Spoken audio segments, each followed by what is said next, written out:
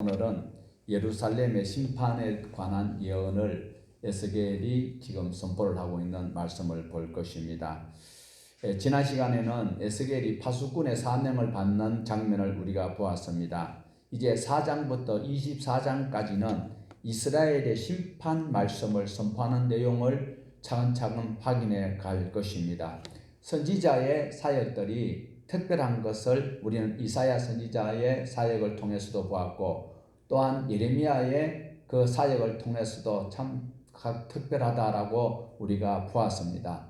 그러나 더 특별한 것이 에스겔의 사역이 유별하다라는 것을 우리가 곧 확인을 하게 될 것입니다. 이제 에스겔의 사역은 크게 환상과 비유를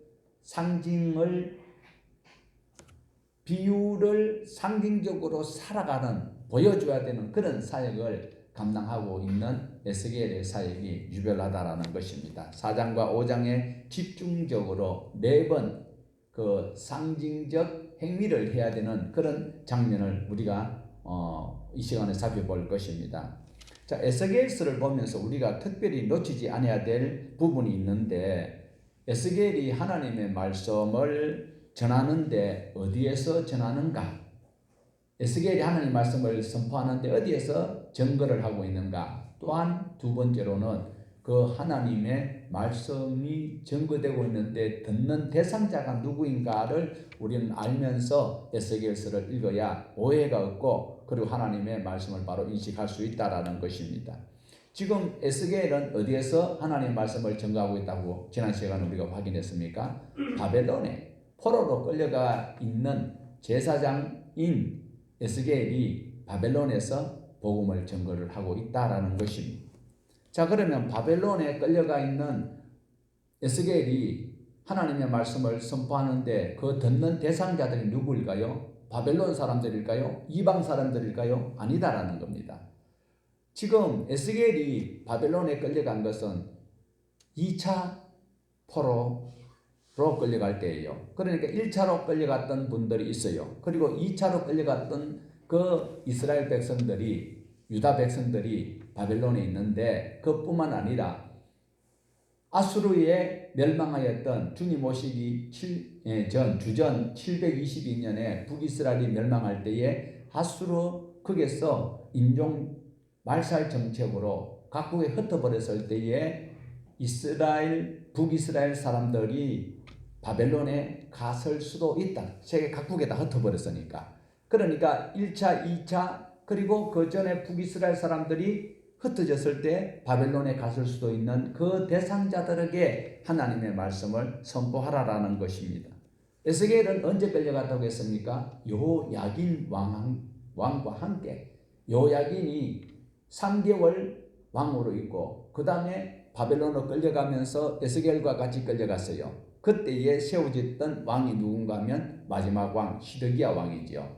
여호야긴의 삼촌이 바로 시드기야가 이름을 바꾸어가지고 시드기야 왕으로 이제 통치를 하고 있을 때에 바벨론으로 끌려가고 있었다라는 것입니다. 자, 그렇다면 앞으로 되어질 일들은 아무도 알 수가 없습니다. 누구만 알아요? 하나님은 아시는 거예요. 하나님께서 아시고 하나님께서 계획하신 그 일을 선지자들에게 선포하여서 그 듣는 대상자들에게 깨닫도록 하시는 것이 선지자의 할 일이었다라는 것입니다. 자, 중요한 것은 이사야 선지자도 스바냐 선지자도 하박국 선지자도 모든 선지자들은 하나님의 말씀을 전달하는데, 칭찬하기보다는 그 행위가 올바르지 못하기 때문에 그 행위를 고쳐서 길과 행위를 바르게 하여서 하나님 주시는, 예배해 놓으신 그 복을 누리는 당사자가 되라고 말씀을 선포하고 계시거든요. 그런데 지금 많은 선지자들은 행위를 바르게 해라, 성도답게 살아라, 한국교회 성도, 한국교회 바로 서야 된다, 이런 소리를 세상 사람들이 우리를 비난할 때에 하나님의 음성으로 듣고 우리의 길과 행위를 다시 가다듬고 세워야 되는 것인데 그러지 못하고 있잖아요. 그러니까 무슨 말씀이냐면, 이 참 선지자들은 하나님의 말씀을 그대로 전달하니까 그들이 부담스러운 거예요. 행하려고 하니까 희생이 따라요. 자기의 어떤 수고가 뒷받침이 돼야 되고, 그러니까 그런 거 싫은데 거짓 선지자들이 하는 소리는 괜찮다. 하나님의 말씀대로 살지 않으니까 너희들이 이제 북이스라엘은 아수르에게 망하고 남유다는 바벨론에 의해서 멸망을 할 것이다. 이 소리가 굉장히 거부감이 생기는 거죠. 그런데 이때에 거짓 선지자들은 무슨 말씀입니까? 하나님의 성전이 예루살렘에 있고 하나님이 우리를 뽑아 세우기 때문에 바벨론이 절대로 안 쳐들어올 거고, 그리고 우리나라가 유다가 망할 리가 없습니다. 자, 여러분 어떤 것 듣고 싶습니까?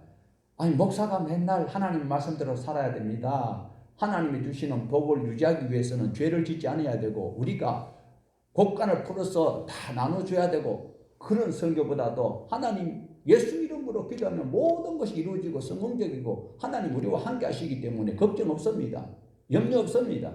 코로나 아무 상관없습니다. 대면 예배 까딱 없습니다. 이렇게 하는 소리하고 어느 것이 듣기 좋을까요? 그러나 북이스라엘이나 남유다 사람들은 거짓 선지자들이 듣기 좋은 소리하는 그곳에 매료되어서 하나님의 말씀을 저버렸어요. 그러니까 결론은 망하는 거지요. 결론은 어려움밖에 없었다라는 거예요. 왜 어려움이 있을까요? 하나님께서 심판이 목적이 아니라 그것을 고쳐 쓰시기 위해서 미리 힌트를 주는데 그것을 개선하지 아니하니까, 죄의 문제가 해결되지 않으니까 죄의 삭선 사망인데 결국은 나라가 사망하는 것이 나라가 망하는 것이었다라는 것입니다. 그러면 왜 참 선지자들이 전하는 말씀, 이사야 선지자나 하박국 선지자나 스바냐 선지자나 또 예레미야 선지자가 그리고 에스겔 선지자가 지금 하나님의 말씀을 전하는데 그들이 왜 듣기 싫었을까요? 자기네들이 요구하고 자기네들이 듣고 싶은 소리를 하지 아니하니까 이들은 참 선지자의 말을 거부해버렸다라는 것입니다. 그런데 하나님께서 계획하신 바는 무엇입니까? 유다 나라를 지금 바벨론으로부터 구원하는 것입니까? 바벨론으로 의해서 망하도록 하는 것이 하나님의 계획입니까? 하나님 계획은 말씀으로 돌아오지 아니하고 행위를 고치지 아니하니까 버르장머리를 고치기 위해서 나라가 망해야 된다라는 것이 하나님의 목적이었습니다. 그래서 에스겔에게 그 말씀을 선포하게 했는데 사람들은 알지 못하지요. 자기 나라가 안 망한다라고 믿고 있기 때문에 에스겔 선지자나, 자, 에스겔은 어디서 말씀을 선포하고 있다고요? 바벨론에서. 그때의 고국에 예루살렘에는 누가 말씀을 전가하고 있어요? 아직 그 나라 안 망했습니다. 2차 때 끌려갔거든요, 에스겔이. 시드기야 왕 때도 예레미야가 있었잖아요. 그러니까 이런 것을 잘 기억을 하셔야 돼. 에스겔이 바벨론으로 2차로 끌려갔어요, 포로로. 그때에 고국의 예루살렘에는 누가 말씀을 전한다고요? 예레미야 선지자가 하나님 앞에 돌아오는데 항복하면 70년 뒤에 회복한다고 하니까 우리 항복합시다. 그러니까 무슨 소리냐? 거짓 선지자들은 핏대를 세우며 하는 소리가 절대로 안 망한다. 하나님의 성전이 있기 때문에. 오늘 예배를 드리기 때문에 내가 나가서 무슨 죄를 지어도 용서를 받을 수 있다. 아니다라는 거예요. 그래서 이 나라가 결국은 망하는 그 말씀을 그들이 거역하니까, 안 들으니까, 듣기를 거부하니까 이제 4장과 5장에 보면 네 번의 행위적 상징을 우리에게 에스겔이 행하는 것을 보여주고 있는 것을 볼 수 있습니다. 첫 번째, 두 번째, 세 번째 상징 행위는 하나님께서 이 같은 행동을 해라 라고 했을 때에 하나님께서 명령이 하달되니까 에스겔은 하나님이 명령하신 대로 첫 번째, 두 번째, 세 번째 그대로 행동으로 보여주고 있습니다. 실천을 해보는 겁니다. 자, 1절부터 3절까지 우리가 조금 전에 같이 보았습니다. 그런데 여러분 눈으로 보십시오. 저는 세 번역으로 읽을 테니까 여러분은 4장 1절에서 3절을 잘 보시라니까. 그리고 제가 세 번역을 읽어볼게요. 비교하면서 들어보세요. 너 사람아, 너는 이제 흙벽돌을 한 장 가져다가 네 앞에 놓고 한 성읍 곧 예루살렘을 그 위에 새겨라. 그 다음에 그 성읍에 포위망을 쳐라. 그 성읍을 공격하는 높은 사다리를 세우고 흙 언덕을 쌓고 진을 치고 성벽을 부수는 무기를 성둘레에 설치하여라. 3절입니다. 너는 또 철판을 가져다가 너와 그 성읍 사이에 철벽을 세워라. 그 도성을 포위하고 지켜보아라. 내가 그 도성을 포위하고 있거라. 이것이 이스라엘 족속에게 보여주는 징조다. 이렇게 이제 말씀을 하고 있습니다. 이 말씀을 들은 에스겔이 하나님께서 하라고 하시니까 그대로 합니다. 어떻게요? 또 어린아이 장난치는 것처럼 철판 하나 갖다 놓고 그 위에다 그림을 막 그리는 거예요. 그러니까 막 그 이제 공성태 그 대문을 그 성문을 열 때 보면 막 큰 나무 그 수레 해가지고 쾅쾅 박아가지고 그 부수는 것처럼 그리고 막 돌을 막 저 화살 또 세종 쏘듯이 막 이래 막 쏘가는 이런 것들을 그림으로 그리고 있다라는 겁니다. 그리고 그 성을 넘어가기 위해서는 그 성 담장 높이보다 더 높게 흙을 사는 이런 것을 그림을 막 그리면서 이런 것을 그려가지고 이렇게 이 성이 이렇게 된다. 자, 여러분이 지금 1절에서 3절까지 보았는데 이렇게 되면 이 예루살렘 성이 무사할까요? 힘들까요? 힘든 게 아니라 완전히 점령당하겠지요. 자, 그렇게 예루살렘 성이 바벨론에 의해서 함락되고 포위가 되고 함락될 것이다라는 것을 지금 보여주고 있습니다. 그럼 지금 아직까지 함락 안 됐잖아요. 그런데 앞으로 이렇게 될 것이다라는 것을 상징적으로 에스겔에게 이렇게 행동으로 보여주고 있습니다. 지금 에스겔이 바벨론에 포로로 끌려온 지 몇 년 됐다고 지난 시간에 보았습니까? 5년이 되었다고 이야기합니다. 그러니까 BC 597년에 끌려가서 5년 지났으니까 BC 592년에 하나님의 말씀을 이렇게 전합니다. 이제 4년 있으면 나라가 망할 것을 말씀을 하고 있습니다. 뿐만 아니라 이 같은 일들이 일어날까요? 일어납니다. 지금 1절에서 3절에 있는 그대로 에스겔에게 표현을 하게 하셨고 그 일이 언제 이루어지느냐? BC 586년에 그리고 날짜도 정확하게 10월 10일 결국 예루살렘 성이 함락되고 만다라는 거예요. 에스겔이 바벨론에 있을 때 아직까지는 망하지 않았어요. 그런데 4년 후에 이렇게 무너질 것을 예언했을 때 그들이 돌이켰더라면 BC 586년 10월 10일에 예루살렘이 함락되지 아니하였을 것이다 라는 것입니다. 지금 에스겔은 4년 뒤에 일어날 일을 철판에 그리고 그들에게 말씀을 전가하고 있습니다. 그런데 바벨론으로 끌려와 있던 유대 사람들이 에스겔이 하는 말을 들을까요? 안 듣습니다. 자기네들은 곧 돌아갈 것이다 라고 믿고 있어요. 사람은 모두가 다 자기가 바라는 그것이 이루어지기를 원하고 있어요. 그래서 믿음은 바라는 것들의 실상이요 보이지 않는 것들의 증거라고 큰 소리 치는 그것도 좋은 것이에요. 그렇지만 내가 확신 가지고 내가 믿습니다 한다고 그것이 되는 것은 아니다. 하나님께서 주셔야만이 되는 거예요. 하나님께서는 이 유다 나라가 이제 BC 586년 10월 12일 날 함락되고 난 다음에 몇 년간 더 있어요. 70년 뒤에 돌아가게 돼 있다라고. 그런데 이 사람들은 곧 돌아갈 것이다라는 기대를 가지고 있다라는 거예요. 우리가 교회 나올 때에 예수님을 믿을 때에 구원 얻고 천국 가는 그 목적 가지고 나오기 때문에 어떤 어려운 일도 하나님 앞에 기도하고 예수님 이름으로 기도하면 이루어질 줄로 믿고 그래 살아가는 것이 당연히 우리가 해야 될 본분이지만 내가 믿습니다 한다고 되는 것은 아니다라는 거예요. 내가 하나님의 말씀대로 살아가면 하나님께서 나에게 원하시는 그 목적과 계획이 이루어질 때에 믿습니다. 그게 가치가 있는 것이지. 이 사람들이 지금 자기네들은 돌아갈 줄 알고 있어요. 아니에요. 70년 뒤에 돌아가요. 그런데도 미래일은 전혀 모르잖아요. 그리고 하나님 말씀을 거절해버리니까 그들이 하나님 말씀을 다이렉트로 들을 수 있는 것이 아니라 선지자를 통해서 전하는 말씀을 참 선지자가 전하는 말씀을 듣기 싫어하고 귀를 막아버리고 거짓 선지자가 이야기하는 소리는 70년 뒤에 돌아가는 소리는 없어. 나라가 망한다는 소리만 귀에 자꾸 들려지고 자기네들이 그걸 가지고 지금 기대를 하고 있다는 거예요.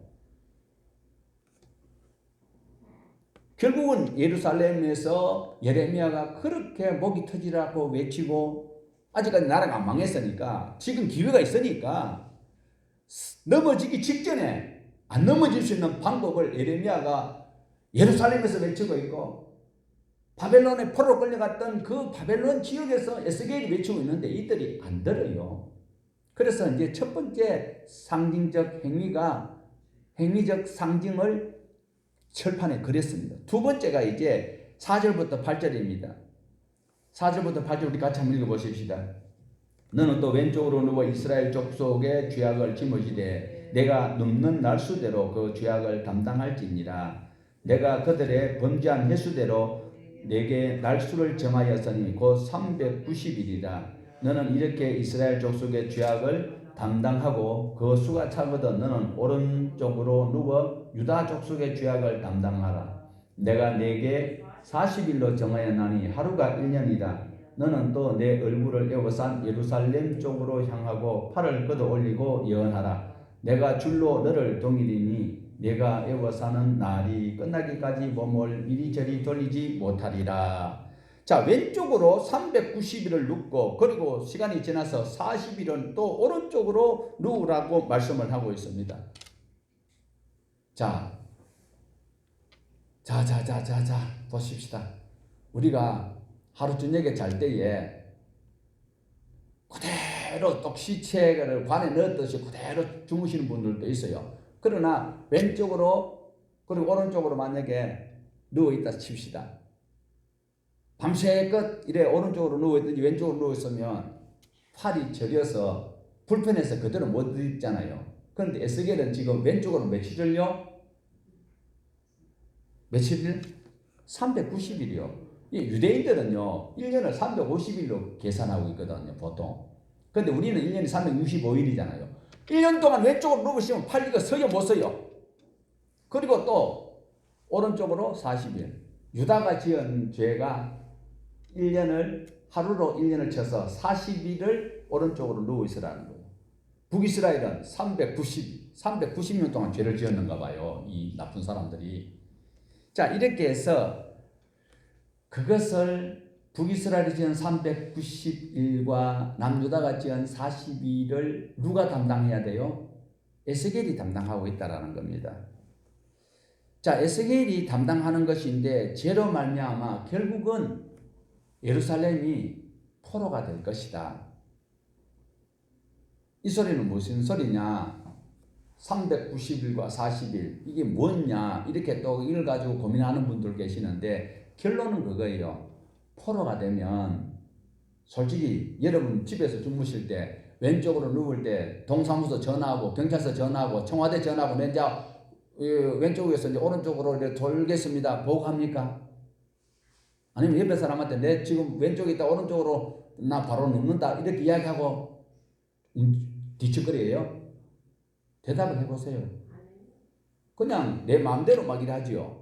그래 결론은 이게 390일 40일 이 소리가 무슨 소리냐면 너희들 죄악으로 인해서 바벨론의 포로가 되면 움직이는 것도 자유롭게 못 움직인다 이 소리예요. 자유가 없어져 버린다라는 거예요. 그 하나님이 주신 이 자유를 하나님의 말씀 안에 있을 때 자유인 거예요. 진리가 너희를 자유케 하리니. 예수 그리스도 안에 살아갈 때는 다 예수님이 책임져 주시고 하나님이 주시는 때를 따라 비를 내리시고 다 해주시는 이런 것을 싫어하고 있다가 결국은 죄악으로 꽁꽁 묶여버리면은 눕는 것조차도 자유롭게 못 눕는다 이 소리를 에스겔을 통하여서 보여주는 거예요. 그런데도 이 사람들이 에스겔의 말을 들을까요? 안 들어요. 자, 두 번째 행위적 상징을 보였습니다. 에스겔이 지금 몸속 체험을 했단 말이에요. 그러면 이제는 어떻게? 세 번째가 남았잖아요. 세 번째는 9절부터 17절까지가 나오는데요. 여기는 또 어떻게 이야기하나 390일 동안 음식을 먹는데 20세겔 물은 6분의 1 힘.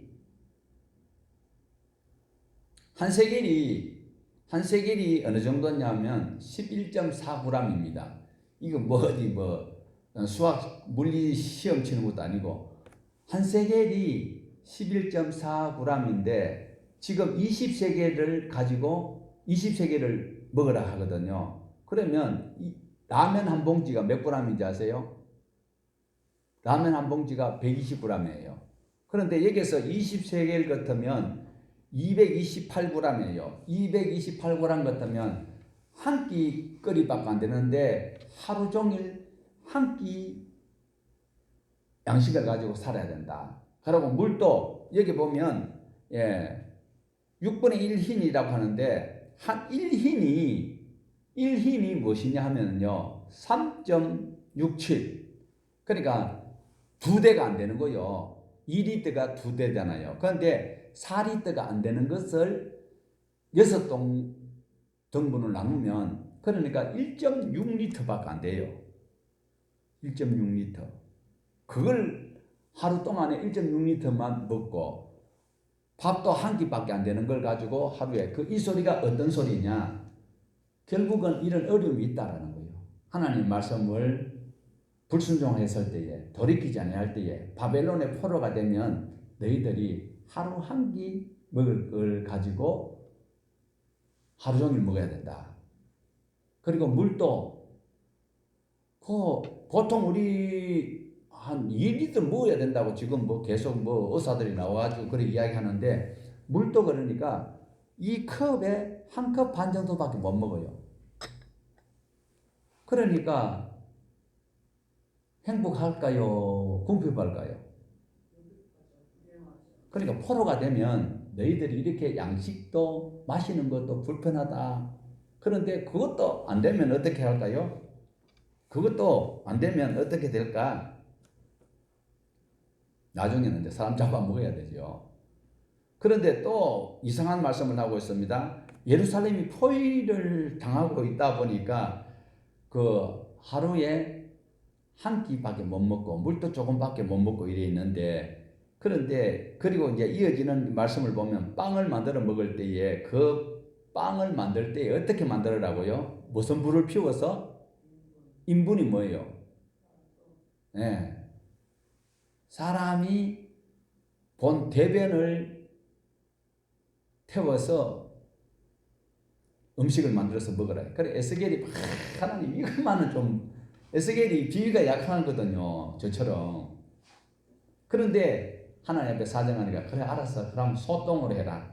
사람 똥은 그러면 네가 거절하니까. 이게 얼마나 비참한 일들이에요. 그런 것이 에스겔이 지금 하고 있지만은 이스라엘 사람들이 유다 사람들이 당해야 될 그 일을 지금 선행 모습으로 모델로 보여주고 있는 거다라는 것을 우리는 알아야 돼요. 자 이렇게 해서 이제 14절 한번 볼까요? 14절 17절 한번 보십시다. 4장 17절. 떡과 물이 부족하여 피차에 두려워하여 떨며 그 죄악 중에서 쇠퇴하리라. 떡과 물이 부족하여 피차에 두려워하여 떨며 그 죄악 중에서 쇠퇴하리라.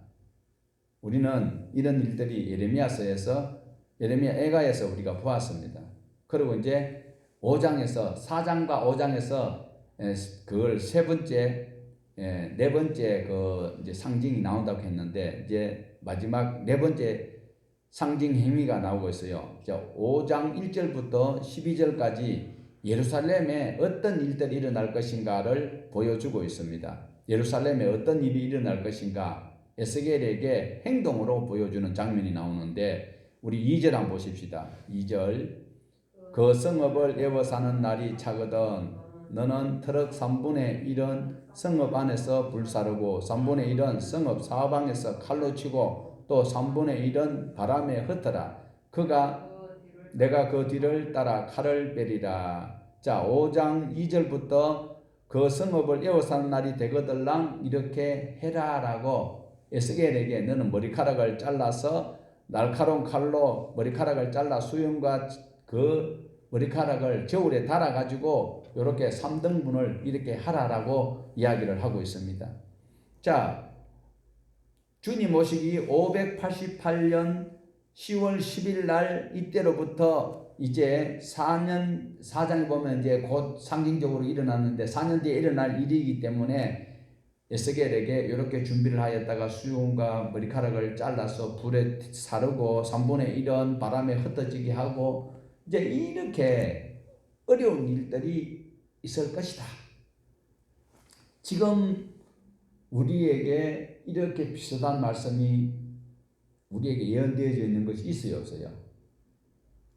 말세가 되면 요한계시록에 보면 그런데 그걸 우리는 먼 훗날 내가 죽고 난 다음에 먼 훗날 일어날 것이다 하고 전부 다 그렇게 생각하고 있는 거예요. 그런데 지금 에스겔이 5장에서 머리카락 수염을 잘라서 3분의 1, 3분의 1 나눠서 이렇게 하는 이런 것들이 지금 먼 훗날 일어나는 것이 이스라엘 사람들이 동조를 안 하고 있다는 것입니다. 만약에 우리가 그 현장에 있었다면 이것을 수용할 수 있었을까요? 답을 알고 있으면 수용하겠지요. 그러니 답을 모르니까 에스겔 보고 무슨 이야기 할까요? 자, 저를 보세요. 제가 수염은 없지만 이제 수염이 있었는데 수염을 자르고 머리카락을 자르고 그러니까 이제 이거를 저울에 달아가 새 토막 다 해가지고 여기서 막 불로 태우고 바람에 날리기를 하면 여러분이 저보고 뭐라 그럴까요? 첫 번째, 돌을 쳤다. 두 번째, 팔을 쳤다. 세 번째, 밀을 쳤다. 피아노를 밀을 쳐요. 팔을 쳤다고 이야기할까요? 미쳤다 하겠지. 참 웃기려고 하면 했는데 안 웃어지는가 보네.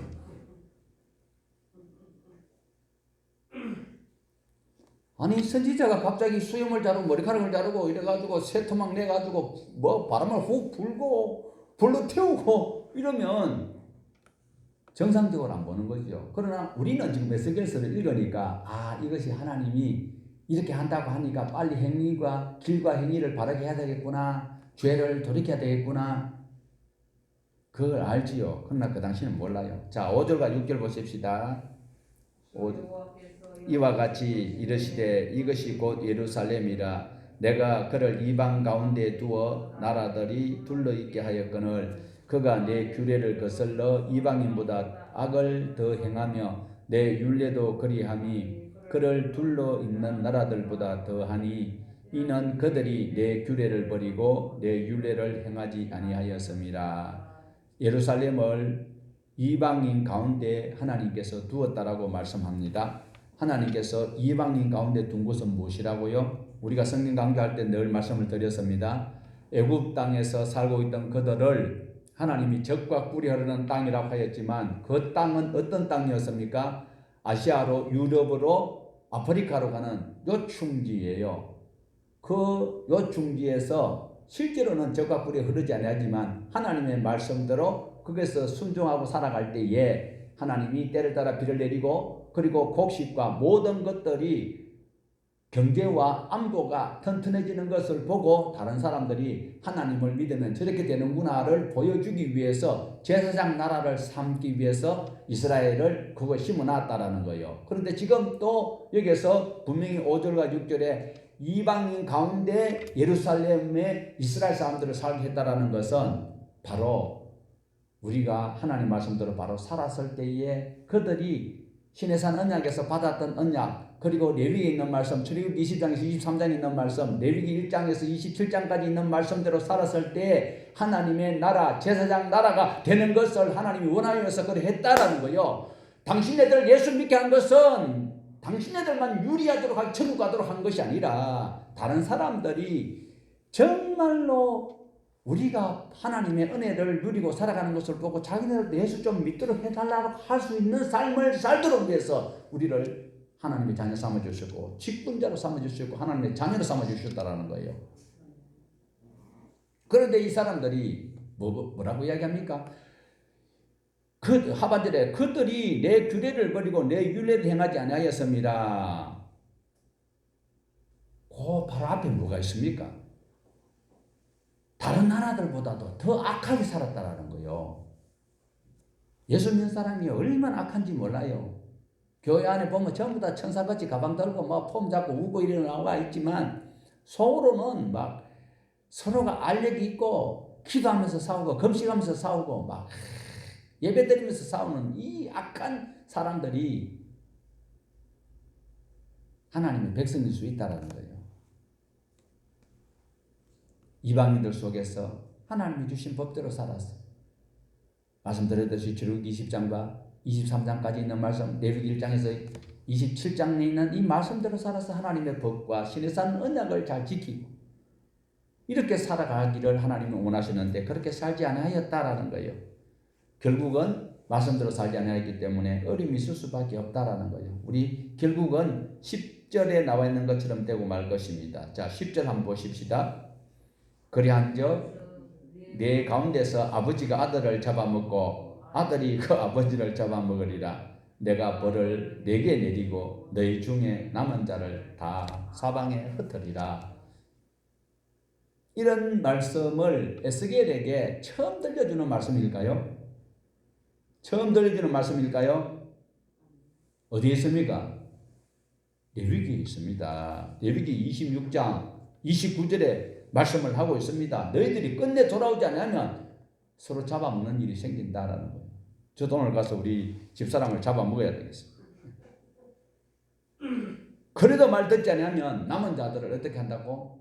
다 흩어버리겠다. 사방으로 다 흩어버리겠다. 나라가 망하도록 한다라는 것을 에스겔에게 상징적 행위로 보이도록 하고 있습니다. 자, 12절 다시 보십시다. 너희 가운데에서 3분의 1은 전염병으로 죽으며 기근으로 멸망할 것이요 3분의 1은 너희 사방에서 칼에 엎드러질 것이며 3분의 1은 내가 사방에 흩어버리고 또 그 뒤를 따라가며 칼을 빼리라. 하나님께서 이런 무시무시한 일을 하시겠답니다. 하나님 하시겠다 하면 하실까요? 그냥 용서하실까요?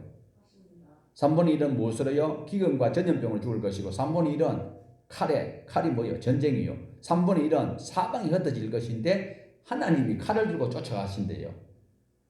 하나님을 만홀히 여기면 안 됩니다. 하나님을 가볍게 여기면 안 됩니다. 눈에 보이는 이 윤석열이 그리고 이재명 이 양반들 눈에 보이고 거기 다 해줄 어떤 행복이 있는 것이 아니라는 거예요. 그분들 따라가면 파랑색에 있는 것이 아니라 하나님께서 지금 이렇게 무시무시한 칼을 가지고 쫓아다니겠다는 거예요. 누구를? 우리 자신을 하나님께서 이렇게 쫓아올 수도 있다라는 것을 우리 말씀 안에서 두렵고 떨림으로 보아야 된다라는 거예요. 13절 보십시다. 이와 같이 내 노가 다한적 그들을 향한 분이 불려서 내 마음이 가라앉으리라. 내 분이 그들에게 다한적 나 여호와가 열심으로 말한 줄을 그들이 알리라. 자, 결국은 무엇입니까? 자, 보십시다. 막 철판에 막 그림을 그리고 그 다음에 떡을 막 그 대변을 태우는 그 불에 이제 구워서 먹고 그랬는데 또 막 3분의 1, 3분의 3분의 1가 막 일하는 일들이 하나님의 말씀을 안 들으니까 그렇다라는 거잖아요. 이랬을 때 이런 일들이 결과적으로 나타나 버리면 나중에는 하나님이 이런 분이구나 그걸 알 것이다라고 했는데 자, 예를 들어서 보십시다. 경민이나 용환이나 준석이가 창식이가 참 나쁜 짓을 해. 그러니까 막 아버지가 엄마가 막 기분이 엄청 나빠. 그래가지고 에이 이번엔 날 잡아서 버르장머리 고치겠다 이러면서 이제 두들기 팼다고 칩시다. 너 이런 짓을 저렇게 하니까 이러면서 막 두들기 패서 진작 패고 나면 때리는 그 김대진 집사님이나 이하순 권사님이나 또 김경민이 엄마나 두들이 패나놓고 기분이 좋을까요? 기분이 확 풀릴까요? 내 자식이 잘못했어. 근데 내가 막 두들겨 팼어. 그래 속이 후련합니까? 대답을 안 해. 마음이 아파요. 신경이 불편하지요. 지금 하나님께서 에스겔을 통하여서 이렇게 상징적 행위를 4번이나 보이도록 했는데 성이 포위되고 먹을 것이 없고 그 다음에 막 칼이 막 전쟁이 생기고 막 이렇게 하는 그것을 통하여서 그들이 체벌을 받았지만 그렇게 하시는 하나님은 기분이 좋다 나쁘다? 하나님은 기분이 썩 좋지는 아니하다. 자, 왜 그럼 하나님께서 이렇게 징벌을 내릴까요? 징벌을 내리는 것이 하나님의 목적일까요? 심판 하나님의 목적일까요? 아닙니다. 그 심판을 하기 전에 자 우리가 맞고 돌이킬래요? 맞지 않고 돌이켜야 돼요. 말은 잘하는데 하나님의 복을 우리가 바로 받아야 돼요. 말씀대로 살면 그 복을 유지할 수 있어요. 빼앗기고 난 다음에 꺼이꺼이 하는 것이 우리 성도들이잖아요. 그건 후회예요. 그건 반성이에요. 그건 회개까지 와야 돌이켜야 돼요. 자, 돌이키는 삶을 산다면 다시는 두드리고 맞을 짓은 안 해야 되겠지요. 이해했습니다. 자, 이렇게 하시는 하나님은 6장에도 심판의 말씀이 나오고 있습니다. 자, 6장 10절 보십시다. 하나님께서 두드려 펴놓고 이제 뭐라고 말씀하시는가? 그때야 그들이 나를 여호와인 줄 알리라. 내가 이런 재앙을 그들에게 내리겠다고 한 말이 헛되지 아니하리라. 하나님의 말씀은요 절대로 땅에 안 떨어진다고 말씀했습니다. 하나님께서 재앙을 내리는 것이 헛것이 아니다라는 것을 그때서야 이 사람들이 알게 될 것이다 라는 거예요. 그러니까 진짜 에스겔이 그리고 나라가 망하고 나니까 예레미야가 참 선지자였구나. 하나님이 계시는구나. 그런데 그것을 아는 사람들이 많다 적다. 아주 적다라. 아주 적다라. 지금 에스겔에 나오는 사람들도 후일에 이제 지금은 이제 자기네들이 바벨론을 포로와 있지만은 아직까지 조국은 살아 있거든. 근데 그것이 망하고 난 다음에야 이런 일을 하시는 분이 참 하나님이시구나를 안다라는 거예요. 근데 아는 사람이 적다라는 거예요. 자, 우리 6장 11절 보십시다. 주 여호와께서 이같이 이르시되 너는 손뼉을 치고 발을 구르며 말할지어다. 오호라 이스라엘 족속이 모든 가증한 일을 악을 행함으로 마침내 칼과 기근과 전염병에 망하되. 자, 그리고 그 일이 일어나면 여호와가 누구인지를 알게 될 것이다. 7장에서도 마찬가지입니다. 심판이 임박했다라는 말씀을 반복적으로 하고 있습니다. 7장 2절 보십시다. 주 여호와께서 이스라엘 땅에 관하여 이같이 말씀하셨느니라. 끝났도다. 이 땅 사방의 일이 끝났도다. 5절 봅니다. 주 여호와께서 이같이 이르시되 7장 5절입니다. 같이 봅니다. 주 여호와께서 이같이 이르시되 재앙이로다. 비상한 재앙이로다. 볼지어다. 그것이 왔도다. 6절입니다. 끝이 왔도다. 끝이 왔도다. 무슨 심판이 있을 것을 지금 당장은 지금 안 일어났잖아요. 그런데 당장 그 심판이 이제 있을 것이다라고 외치고 있습니다. 10절 봅시다. 볼지어다 그날이